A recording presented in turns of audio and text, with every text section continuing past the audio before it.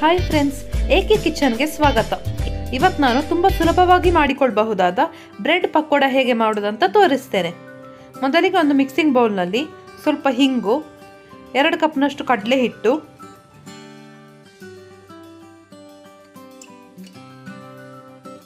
ಎರಡರಿಂದ 3 ಸ್ಪೂನಷ್ಟು ಖಾರದ ಹುಡಿ,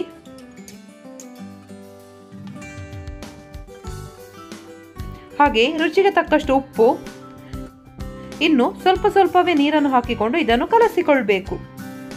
ಈ ಹಿಟ್ಟು ಸ್ವಲ್ಪ ಗಟ್ಟಿಯಾಗಿ ಬರಬೇಕು.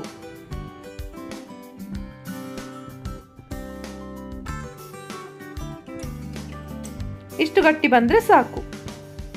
ಇನ್ನು ಇದಕ್ಕೆ ಚಾಪ್ ಮಾಡಿಟ್ಟಂತಹ ಒಂದು ನೀರುಳ್ಳಿ ಹಾಗೆ ಕೊತ್ತಂಬರಿ ಸೊಪ್ಪನ್ನು ಕೂಡ ಹಾಕ್ತಾ ಇದ್ದೇನೆ. ಇದನ್ನೆಲ್ಲ ಹಾಕಿ ಒಮ್ಮೆ ಚೆನ್ನಾಗಿ ಕಲಸಿಕೊಳ್ಬೇಕು.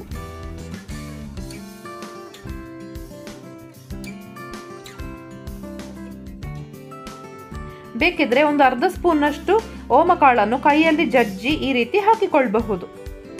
ಈಗ ಪಕೋಡಕ್ಕೆ ಬೇಕಾದ ಹಿಟ್ಟು ರೆಡಿ ಆಯಿತು.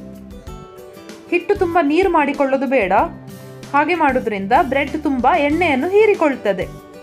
ಇನ್ನು ನಾನು ಪಕೋಡ ಮಾಡಲಿಕ್ಕೆ ಬ್ರೆಡ್ ಸ್ಲೈಸಸ್ ಅನ್ನು ಈ ರೀತಿಯಾಗಿ ಕಟ್ ಮಾಡ್ತಾ ಇದ್ದೇನೆ.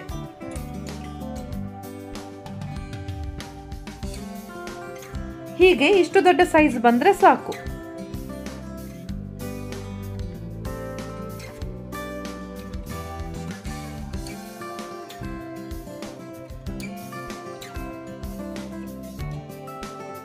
ಈಗ ಎಣ್ಣೆ ಬಿಸಿಯಾಗಲಿಕ್ಕೆ ಇಡುವ. ಎಣ್ಣೆ ಬಿಸಿಯಾದಾಗ ಈ ರೀತಿ ಬ್ರೆಡ್ ಸ್ಲೈಸ್ ಅನ್ನು ಹಿಟ್ಟಲ್ಲಿ ಅದ್ದಿ ಎಣ್ಣೆಯಲ್ಲಿ ಬಿಡಬೇಕು.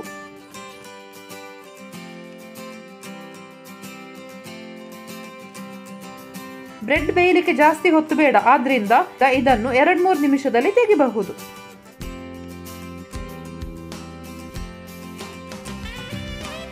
ಇದು ತುಂಬಾ ಬೇಗ ಫ್ರೈ ಆಗಿ ಸಿಗ್ತದೆ. ಮನೆಯಲ್ಲಿ ಅಪರೂಪಕ್ಕೆ ಯಾರಾದರೂ ನೆಂಟರು ಬರುವಾಗೆಲ್ಲ ಈ ಸ್ಪೆಷಲ್ ಆದ ಬ್ರೆಡ್ ಪಕೋಡವನ್ನೊಮ್ಮೆ ಮಾಡಿ ನೋಡಿ. ಸಂಜೆ ಬಿಸಿ ಬಿಸಿ ಕಾಫಿಯೊಟ್ಟಿಗೆ ಈ ಬ್ರೆಡ್ ಪಕೋಡವನ್ನು ಸವಿಯಲು ಕೊಡಿ. ಈ ರೀತಿ ಹೊಂಬಣ್ಣ ಬಂದಾಗ ಎಣ್ಣೆಯಿಂದ ತೆಗಿಬಹುದು.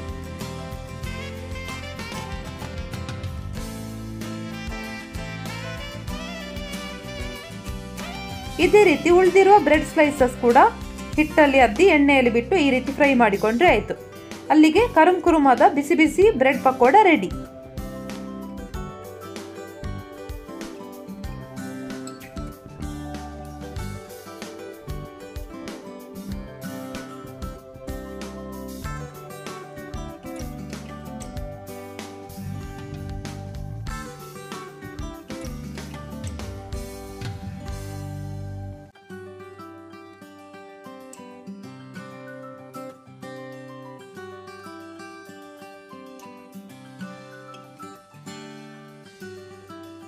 ಈ ವಿಡಿಯೋ ನಿಮಗೆ ಇಷ್ಟ ಆಗಿದ್ದಲ್ಲಿ ಲೈಕ್, ಶೇರ್ ಹಾಗೂ ಸಬ್ಸ್ಕ್ರೈಬ್ ಮಾಡಲು ಮರಿಬೇಡಿ. Thank you.